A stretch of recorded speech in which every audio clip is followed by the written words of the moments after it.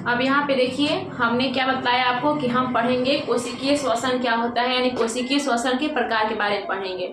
सबसे पहले हम जान लेते हैं कोशिकीय श्वसन के प्रकार क्या क्या होते हैं, ठीक है। उसके बाद आपको बताते हैं कोशिकीय श्वसन कैसे कैसे और किस किस प्रकार से टूटते हैं, ठीक है। सबसे पहले जानते हैं कोशिकीय श्वसन के प्रकार क्या क्या होते हैं। पहला होता है वायवीय श्वसन और दूसरा होता है अवायवीय श्वसन, ठीक है। इसको हम बोलते हैं ऑक्सीय श्वसन या फिर अनाक्सीय श्वसन कहते हैं।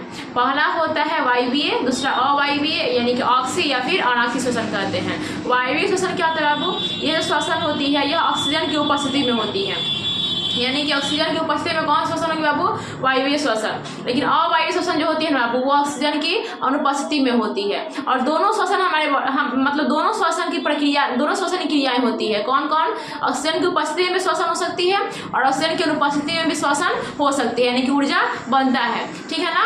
अलग बात है कि ऑक्सीजन की उपस्थिति में यानी कि वायवीय श्वसन में ऊर्जा का ज़्यादा मात्रा में ऊर्जा बनेगा, लेकिन ऑक्सीजन की अनुपस्थिति में यानी कि अवायवीय श्वसन में कम मात्रा में आपके बॉडी में ऊर्जा बनता है, ठीक है। तो यानी कि हमने क्या देखा अब श्वसन, कोशिकीय श्वसन दो प्रकार के, पहला वायवीय, दूसरा अवायवीय यानी कि ऑक्सी और अनॉक्सी। हमने क्या बतलाया, जो बताया यानी कि देखिए क्या बताया कि जो वायवीय श्वसन होता है यानी कि ऑक्सी श्वसन जो होता है वो किसमें होता है, आपका माइटोकॉन्ड्रिया में होता है। इससे पहले मैंने बताया जब श्वसन बता रही थी तब मैंने बताया कि माइटोकॉन्ड्रिया में श्वसन कैसे कैसे होता है, यानी कि जब आपका ऊर्जा किस रूप में बनता है। तो जो वायवीय श्वसन होता है वो माइटोकॉन्ड्रिया में बनता है, लेकिन जो अवायवीय श्वसन जो होती है यानी कि अनाक्सीय श्वसन यह किसमें होती है, कोशिका द्रव में होती है। यह जो होती है आपका ऑक्सीजन की उपस्थिति में होती है, लेकिन यहीं पे अगर अवायवीय श्वसन की बात करें तो यह किसमें होती है, ऑक्सीजन की उपस्थिति में होती है। उसी प्रकार अगर हम अवायवीय श्वसन में वायवीय श्वसन की बात करें तो यह हम लोगों में होती है। हम लोग कौन श्वसन होती है,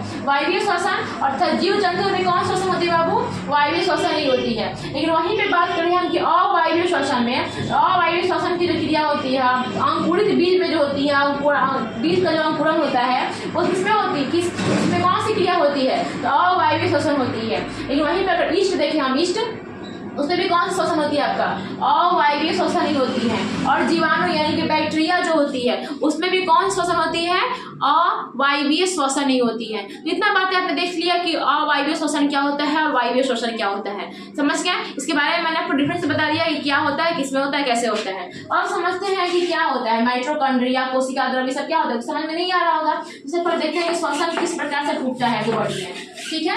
यहाँ पे देखते हैं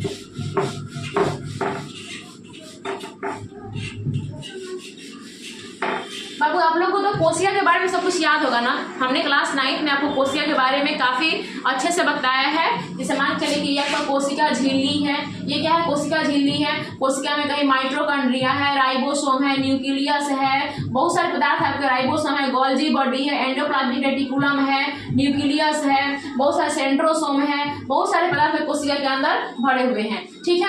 लेकिन हमको मतलब सिर्फ और सिर्फ किससे है बाबू, माइटोकॉन्ड्रिया से। किसे मतलब है, माइटोकॉन्ड्रिया से। देखिए ये जो आपका वातावरण आपके बॉडी में क्या हुआ, ऑक्सीजन जरूरत है, ऑक्सीजन क्या है आपकी बॉडी में जरूरत है, किस लिए, ऊर्जा को बनाने के लिए। तो ये चारों प्रकार के कोशिका में हमने बताया था, चारों प्रकार कोशिका में क्या भरी रहती है, पूरी तरह से कोशिका में और जो तरल क्या भरी रहती है बाबू, कोशिका द्रव भरी होती है आपकी कोशिका में। और तरल रूप से दानेदार संरचना की तरह चारों प्रकार क्या भरी होती है, कोशिका द्रव भरी होती है। और इस कोशिका द्रव को ना बाबू ऑक्सीजन से नफरत है, ये ऑक्सीजन को देखते ही डर जाता है। ये जो कोशिका द्रव है उसको ऑक्सीजन का से कोई मतलब नहीं है, ठीक है ना। लेकिन ऑक्सीजन को जब देखता है ना तो इसमें ग्लाइकोलिसिस की प्रक्रिया हो जाती है। जैसे ऑक्सीजन को देखेगा ये तो इसमें ग्लाइकोलिसिस की जो प्रक्रिया होती है यह शुरू हो जाती है। ऑक्सीजन को देखते तो ये क्या करेगा, जैसे ग्लाइकोलिसिस की प्रक्रिया शुरू होगी तो क्या होगा आपका, ये है आपका कोशिका द्रव। ये क्या है आपका, कोशिका द्रव है, ठीक है। कोशिका द्रव में बाबू कितना एटीपी बनते हैं, 4 एटीपी बनते हैं। जो कोशिका द्रव है बाबू इसमें कितने एटीपी बनते हैं, 4 एटीपी बनते हैं। और इसमें जो ग्लूकोज होते हैं यह टूटते हैं। कोशिका द्रव में ही ग्लूकोज जो होता है, कौन सा ग्लूकोज, याद करो बाबू, जब खाना खाते हैं खाने के दौरान अपने खाना को पहले मुख गुहा में लिया, मुख गुहा से ग्रस नली से होते हुए, आमाशय से होते हुए, यानी कि छोटी आंत से होते हुए कहाँ गया आपका, बड़ी आंत से होते हुए कहाँ गया आपका भोजन, यकृत में जाकर के ग्लूकोज के फॉर्म में क्या है, स्टोर है। तो वो ग्लूकोज से आपको ऊर्जा नहीं मिलने वाली है, आपको ऊर्जा तो 38 ATP से मिलेगी, यानी कि 38 ATP से एक ग्लूकोज आपको मिलेगा, वहां से ऊर्जा मिलेगा। ये ग्लूकोज कौन सा है, जो आपने खाना को पचा करके स्टोर किया हुआ है यकृत में, वो ग्लूकोज है। तो यही जो ग्लूकोज है, ये ग्लूकोज टूटता है, क्या करता है, कोशिका द्रव में आपका कितने ATP बनते हैं, 4 ATP बनते हैं। अब ग्लूकोज टूटेगा, ग्लूकोज टूटेगा, क्या होगा बाबू, ग्लूकोज क्या होगा आपका, यहाँ पे टूटेगा। अब ग्लूकोज का टूटना जो होता है ग्लाइकोलिसिस कहलाती है, क्या कहलाती है बाबू, ग्लूकोज का जो टूटना क्या कहलाती है, ग्लाइकोलिसिस।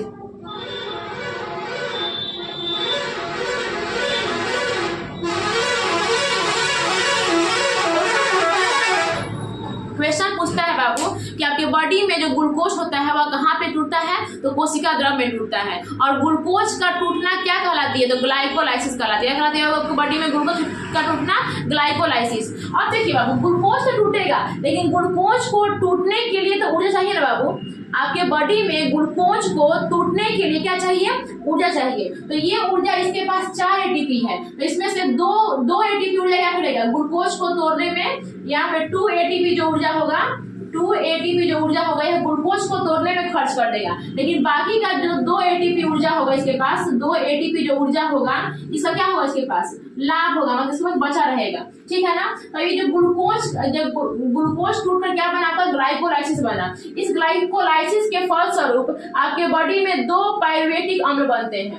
आपके इस ग्लूकोज ग्लाइकोलाइसिस जो आपके बॉडी में बना हुआ है, इसके फलस्वरूप यहाँ पे क्या लिखेंगे, फलस्वरूप 2 पायरुवेटिक अम्ल बने हैं। कितना बने हैं, पहला भी क्या बना है, पायरुवेटिक अम्ल, पायरुवेटिक 2 पायरुवेटिक अम्ल बने हैं। पायरुवेटिक अम्ल एक, और दूसरा भी क्या बना है आपका, पायरुवेटिक।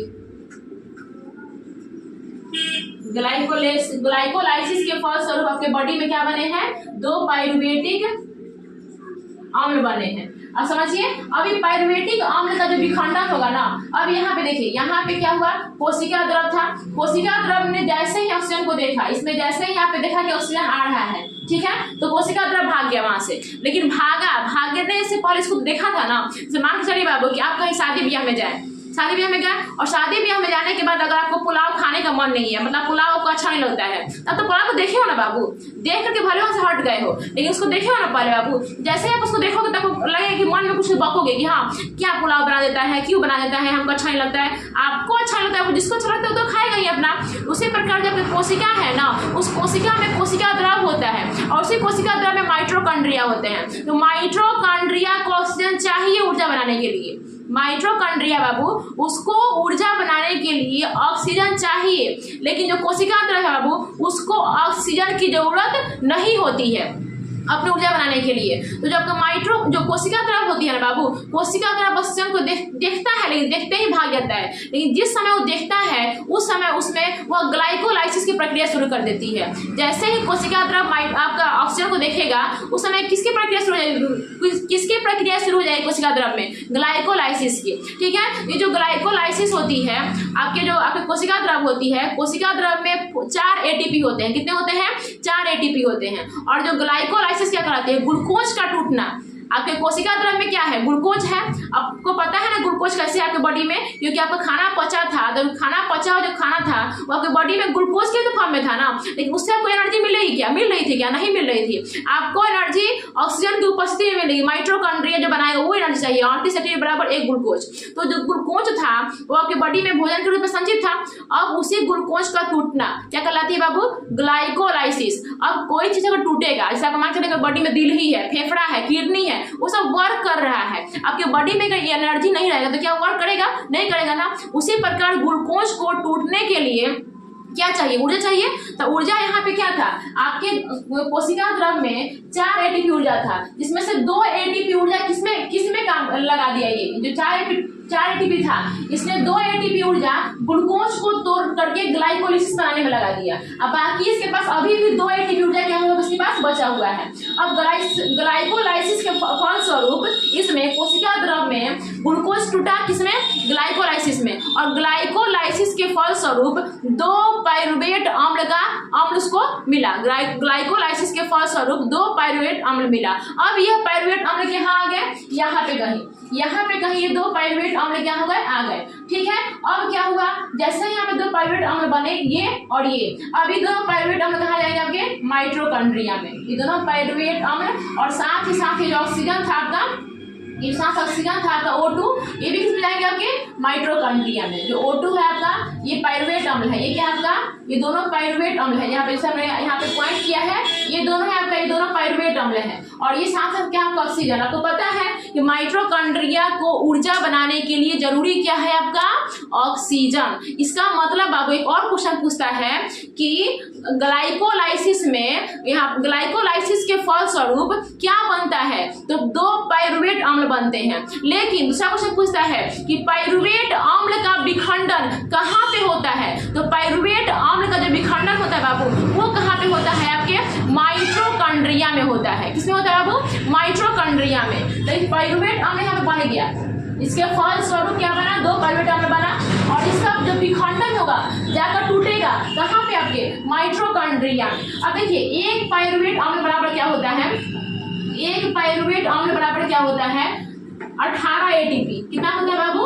18 एटीपी होता है। उसी प्रकार जब 1 पाइरुवेट अम्ल बराबर 18 एटीपी होता है, उसी प्रकार 2 पाइरुवेट अम्ल बराबर कितना होता है बाबू? 18 एटीपी। यानी कि कुल देखिए पाइरुवेट अम्ल से कितनी ऊर्जा मिली? यानी कि 18 प्लस 18, यानी कि 18 प्लस 18 कितना होगा बाबू का? 36 एटीपी ऊर्जा उसको तो मिल गई। यानी कि 36 एटीपी ऊर्जा जो आपका पाइरुवेट अम्ल में था पहले से ही, लेकिन फिर भी माइटोकॉन्ड्रिया से ऊर्जा नहीं मिलेगा आपको। फिर भी अभी 36 आपको ऊर्जा के लिए, आपके बॉडी में ऊर्जा, आप अच्छे से कार्य कर सके, आप चल सके, फिर सके, कुछ भी कर सके, उसके लिए आपके बॉडी में ऊर्जा चाहिए।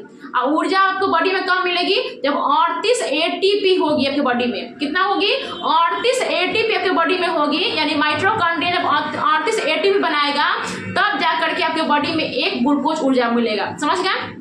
अब देखिए, आपके माइटोकॉन्ड्रिया जो था, माइटोकॉन्ड्रिया में पाइरुवेट का विखंडन हुआ। जब विखंडन हुआ तो 1 पाइरुवेट बराबर 18 एटीपी, यानी कि 2 पाइरुवेट बराबर 36 एटीपी। लेकिन अभी भी 2 एटीपी की कमी है। तो याद करो बाबू, जब इसके पास कितना एटीपी था? इसके पास 4 एटीपी था। 4 एटीपी में उसने 2 एटीपी का क्या किया? यहाँ पे 2 एटीपी का खर्च कर दिया। लेकिन अभी भी इसके पास 2 एटीपी का लाभ हुआ था। अब यहाँ पे और 36 एटीपी में जो 2 एटीपी का लाभ हुआ था, वो 2 एटीपी क्या हो जाएगा? अब यहाँ पे आकर के एटीपी जुड़ जाएगा। यानी कि कुल कितना एटीपी बन गया आपका? 38 एटीपी। यानी कि 38 एटीपी बराबर कितना होता है? 1 ग्लूकोज। कितना होता है? 38 एटीपी बराबर 1 ग्लूकोज। इस प्रकार आपका माइटोकॉन्ड्रिया में क्या बनेगा बाबू? ऊर्जा बनेगा। यानी कि जब तक आपका 36 एटीपी था पाइरुवेट से, तब तक माइटोकॉन्ड्रिया में कोई ऊर्जा नहीं बनना था। लेकिन जैसे ही आपके माइटोकॉन्ड्रिया जो 2 ऊर्जा का लाभ हुआ था, उस 36 में 2 जोड़ दिए, कितना हुआ आपका? 38। आपको पता है तो पहले ही कि 38 एटीपी बराबर 1 ग्लूकोज होता है। कितना होता है? 1 ग्लूकोज होता है। यानी कि आपके बॉडी में 1 ग्लूकोज, मतलब आपके बॉडी में माइटोकॉन्ड्रिया जो है, एक तो नहीं ना है, पूरे ऑल पार्ट्स ऑफ बॉडी का, आपका जो बॉडी है, आपका जो शरीर का बनावट है, जो शरीर है आपका, पूरा के पूरा कोशिका से ही मिलकर बना हुआ होता है। आपके बॉडी में सिर्फ एक कोशिका एक कोशिका में जो माइटोकॉन्ड्रिया है, यानी 1 माइटोकॉन्ड्रिया में 1 ग्लूकोज बन रहा है। ऐसे ही कितने माइटोकॉन्ड्रिया आपकी बॉडी में होंगे? ठीक है ना? तो जो ग्लूकोज होते हैं, 1 ग्लूकोज बराबर 38 एटीपी होता है। और 1 ग्लूकोज में आपको एक ग्लूकोज में आपको 4.2 यहाँ पे लिख देते हैं, ध्यान दे दीजिएगा। 1 ग्लूकोज बराबर आपका होता है 4.2 किलो कैलोरी ऊर्जा प्राप्त होती है। 1 ग्लूकोज में कितना कैलोरी ऊर्जा प्राप्त होती है? आपको 4.2 किलो कैलोरी ऊर्जा प्राप्त होती है। और मनुष्य को पूरा दिन ऊर्जा चाहिए कितना? कम से कम 2500 किलो कैलोरी ऊर्जा चाहिए। मनुष्य को पूरा दिन कितना ऊर्जा चाहिए? यानी कि पूरा दिन अपना जीवन यापन अच्छी तरह से करने के लिए, पूरा दिन चलने फिरने फिरने घूमने सांस लेने के लिए, आपके बॉडी का ऑल पार्ट्स ऑफ बॉडी अच्छे से काम करने के लिए कितना ऊर्जा चाहिए आपको? 2500 किलो कैलोरी ऊर्जा चाहिए। तो इस प्रकार आपने देखा कि आपके बॉडी में किस प्रकार ऊर्जा बन रहे हैं। तो आपने देखा ना बाबू, यहाँ पे क्या देखा आपने, जो कोशिका द्रव था, क्या कोशिका द्रव में ऑक्सीजन की जरूरत थी? नहीं थी ना। तो कोशिका द्रव ऑक्सीजन की अनुपस्थिति में ऊर्जा को बनाया था बाबू। कोशिका द्रव ऑक्सीजन की अनुपस्थिति में ऊर्जा बनाया था। लेकिन वहीं पे जो माइटोकॉन्ड्रिया है, तो माइटोकॉन्ड्रिया ऑक्सीजन की उपस्थिति में ऊर्जा बनाया था। कोशिका द्रव में 4 एटीपी थे और एक ग्लूकोज जब टूटा था तो ग्लाइकोलाइसिस में परिवर्तित हुआ था। ठीक है, अब वो ग्लाइकोलाइसिस जो था वह उसके फलस्वरूप 2 पाइरुवेट अम्ल का निर्माण हुआ था। कितने पाइरुवेट अम्ल का निर्माण हुआ था? 2 पाइरुवेट अम्ल का निर्माण हुआ था। कोशिका द्रव में 4 एटीपी में से 2 एटीपी खर्च हो गया। किस लिए खर्च हुआ था? ग्लूकोज को तोड़ने के लिए, ताकि ग्लूकोज ग्लाइकोलाइसिस में बदल जाए। और वहां पे कोशिका द्रव में ही 2 एटीपी का लाभ हुआ था। ठीक है, अब यहाँ पे तो आपने देख लिया कोशिका द्रव में क्या क्या काम था। इसीलिए कोशिका द्रव में अनाक्षीय श्वसन यानी कि अवायवीय श्वसन होता है। और आपको पता है बाबू, जब आपको क्लास 9 में पढ़ा रहे थे तो हमें बताए थे कि जितने भी जीव जंतु हैं, जितने भी जीव हैं आपके, यानी कि जीव नहीं, बैक्टीरिया, जितने भी छोटे छोटे बैक्टीरिया होते हैं, ईस्ट होते हैं, कवक होते हैं, इसके जो कोशिका में न होते हैं, ये जो सांस लेते हैं वो कहाँ से लेते हैं? तो कोशिका द्रव से लेते हैं। जो आपके छोटे छोटे बैक्टीरिया होते हैं, जो जीवाणु होते हैं, उसमें श्वसन की जो क्रियाएं होती है वो माइटोकॉन्ड्रिया से नहीं होती, क्योंकि उसमें माइटोकॉन्ड्रिया पाया ही नहीं जाता है। क्या पाया जाता है? कोशिका द्रव। तो क्वेश्चन पूछा था क्लास 9 में, पूछता था क्वेश्चन कि श्वसन की क्रिया, जो श्वसन की क्रिया होती है कोशिका द्रव के किन किन भागों से हो सकती है? तो आपके जीव द्रव से भी हो सकती है और माइटोकॉन्ड्रिया से होती है। तो हम लोग में तो माइटोकॉन्ड्रिया है, इसीलिए हम लोग जो श्वसन करते हैं वह वायवीय श्वसन करते हैं, ऑक्सीय श्वसन करते हैं। लेकिन हमारे में जीव द्रव भी है, और लेकिन वहीं पे अगर जीवाणु की बात करें उसमें माइटोकॉन्ड्रिया नहीं है, इसीलिए जो श्वसन करते हैं वह अवायवीय तथा अनाक्षीय श्वसन करते हैं। ये बात आप पूरी तरह से समझ गए कि क्या इसका मतलब होता है? नहीं होता है। इस प्रकार आपने देखा कि कोशिका द्रव में ऑक्सीजन की उपस्थिति नहीं थी, यानी कोशिका द्रव में ऑक्सीजन जरूरत नहीं थी, इसीलिए कोशिका द्रव में अवायवीय श्वसन हुआ था। लेकिन वहीं पे माइटोकॉन्ड्रिया में ऑक्सीजन जरूरत थी, इसलिए यहाँ पे क्या श्वसन हुआ था? वायवीय श्वसन। ठीक है, और यहाँ पे देखा आपको क्वेश्चन पूछता है कि पाइरुवेट अम्ल का विखंडन कहाँ होता है? तो पाइरुवेट अम्ल का विखंडन होता है माइटोकॉन्ड्रिया में। कहाँ होता है बाबू? माइटोकॉन्ड्रिया में। इस प्रकार आपने पूरी तरह अच्छी तरह से बातें आपको समझ में आ गई होगी बाबू। अब एक पॉइंट इसमें काफी इंपॉर्टेंट और आपके एग्जाम के पॉइंट अभी उसे पूछता है कि ऑक्सीजन की उपस्थिति में क्या निर्माण होता है, ऑक्सीजन की अनुपस्थिति में क्या निर्माण होता है और क्या बनता है। मतलब ऑक्सीजन की उपस्थिति में किसका मतलब क्या बनेगा, ऑक्सीजन की अनुपस्थिति में क्या बनेगा, ऑक्सीजन के अभाव में क्या बनेगा। ठीक है ना बाबू। तो ये कुछ क्वेश्चन आपके ऑब्जेक्टिव के पॉइंट ऑफ व्यू से कभी एग्जाम में पूछ लेता है। ठीक है ना। तो इतना बातें हमने आपको बताई, सिर्फ समझाई आपको। इसमें भी बहुत सारे ऑब्जेक्टिव क्वेश्चन जितने बातें बताई बाबू यह बताई हमने, यहाँ से बहुत सारे ऑब्जेक्टिव क्वेश्चन बन सकते हैं। लेकिन इसके बाद भी अभी आपके एक पॉइंट थोड़ा सा बचा हुआ छोटा सा पॉइंट है, उसको समझा देंगे बाबू। तो यहाँ से यानी कि श्वसन में आपका आक्षीय श्वसन, अनाक्षीय श्वसन, श्वसन तथा आपका ब्रीदिंग यानी कि श्वासोच्छ्वास से एक भी क्वेश्चन कहीं से भी नहीं पहुंचने वाला है, चाहे वो आपका बोर्ड एग्जाम हो या फिर किसी प्रकार का कोई कॉम्पिटेटिव एग्जाम हो। यानी कि श्वसन आप यहाँ से पढ़ लोगे तो आपको किसी प्रकार का कोई दिक्कत किसी भी एग्जाम में नहीं होगा आपको। ठीक है, इतना पूरा दवा ठोक के कहते बाबू। अब इसमें कोई दिक्कत अगर आती है आप हमसे कमेंट करके जरूर पूछ लीजिएगा। ठीक है, फिलहाल के लिए भी हम देखते हैं कि अगला पॉइंट हमारा क्या है। देखिए हम आपको क्या बता रहे थे, श्वसन के बारे में बता रहे थे। ठीक है, हमने यहाँ तक बताया था कि श्वसन क्या होता है, श्वसन के समीकरण हमने बताया था आपको, श्वसन के बहुत सारे आपको डिफिनेशन भी दिया था अलग अलग तरीके से। ठीक है, उसमें बहुत सारे ऑब्जेक्टिव सब्जेक्टिव क्वेश्चन के बारे में बताया था कि ऐसे हो सकता है वैसे हो सकता है। उसके बाद हमने आपको ब्रीदिंग के बारे में बताया था, यानी कि श्वासोच्छ्वास क्या होते हैं, यानी कि निःश्वसन क्या होता है, निःश्वसन क्या होते हैं। ठीक है, इसके बारे में हमने आपको पूरा डीपली बताया था। उसके बाद हमने आपको बताया था कि वायवीय श्वसन यानी श्वसन के कोशिकीय श्वसन कितने प्रकार के होते हैं। जब कोशिकीय श्वसन होते हैं वो कितने प्रकार के होते हैं, वह 2 प्रकार से होते हैं। पहला होता है वायवीय श्वसन, दूसरा होता है अवायवीय श्वसन। उस प्रकार हमने आपको बताया कि वायवीय श्वसन और को हम आक्सीय श्वसन, सॉरी वायवीय श्वसन क्या बोलते हैं हम, आक्सीय श्वसन, लेकिन वहीं पे अवायवीय श्वसन को हम बोलते हैं अनाक्सीय श्वसन बोलते हैं। ये सारी बातें मैंने आपको बहुत अच्छे से डीपली बता दी यहाँ पे। उसके बाद मैंने बताया कि वायवीय श्वसन की जो क्रिया होती है यह माइटोकॉन्ड्रिया में होती है, लेकिन वहीं पे अवायवीय श्वसन की जो क्रिया होती है कहाँ पे होती है, वह कोशिका द्रव्य में होती है। अवायवीय श्वसन जो आपका जीवाणु होते हैं, ईस्ट होते हैं, अंकुरित जो बीज होते हैं उसमें क्या होती है, अवायवीय श्वसन क्रिया होती है। हम लोग में कौन सी श्वसन क्रिया होती है, वायवीय श्वसन होती है। इतनी बातें मैंने आपको बता दिया था। फिर श्वसन कैसे होता है, कैसे ग्लूकोज टूटता है, ग्लूकोज ग्लाइकोलाइसिस में कैसे टूटता है, फिर ग्लाइकोलाइसिस आपका ग्लाइकोलाइसिस के फलस्वरूप क्या बनता है, पाइरुवेट, 2 पाइरुवेट अम्ल बनते थे। एक पाइरुवेट अम्ल बराबर 18 ATP होता है। उस प्रकार हमने बताया कि 2 पाइरुवेट अम्ल से आपका 36 ATP बनेगा। उसके बाद 2 ATP का आपको लाभ हुआ था, वही कोशिका द्रव्य में आपको 2 ATP का खर्च हुआ था, 2 ATP क्या हुआ आपका लाभ प्राप्त हुआ। उसी लाभ वाले ATP को हमने क्या कर दिया, आपके 36 में जोड़ा तो कितना है आपका 38 ATP, यानी कि 1 ग्लूकोज बना। उसके बाद मैंने इतना बताया कि 1 ग्लूकोज में आपको 4.2 किलो कैलोरी ऊर्जा आपको प्राप्त होती है, यानी कि आपको पूरे दिन के दिनचर्या में आपको जितनी भी ऊर्जा चाहिए, आपको कितना ऊर्जा चाहिए, आपको पूरे दिन के लिए आपको कम से कम 2500 किलो कैलोरी ऊर्जा की जरूरत है। तो इतनी बातें मैं आपको मैंने क्या किया, आपको अच्छी तरह से समझा दिया था, ठीक है। और मैंने यहाँ पर बतलाया था कि आपको एक काफी इंपॉर्टेंट पॉइंट, एग्जाम के पॉइंट ऑफ व्यू से काफी इंपॉर्टेंट होता है जब एग्जाम में पूछता है, क्लास 10 के एग्जाम में आपके एग्जाम में बार बार क्वेश्चन पूछता है कि क्या होता है। इसीलिए मैं इस पॉइंट को यहाँ पे मैंने आपको नोट भी कर दिया है। अब चलिए यहाँ पे समझ लेते हैं कि पॉइंट कह दिया क्या है। सारा बात वही जो मैं आपको पहले बता चुकी हूँ। ग्लूकोज कहाँ टूटता है, तो कोशिका द्रव्य में। कोशिका द्रव्य में टूटने के बाद क्या होता है, ग्लूकोज का टूटना आपका ग्लाइकोलाइसिस कहलाता है। ग्लाइकोलाइसिस के फल ग्लूकोज जो कोशिका द्रव्य में 4 ATP बने थे, उसमें से 2 ATP ग्लूकोज के टूटने में मदद हो गए। हाँ, 2 ATP आपको लाभ के रूप में, मतलब 2 ATP बच गया।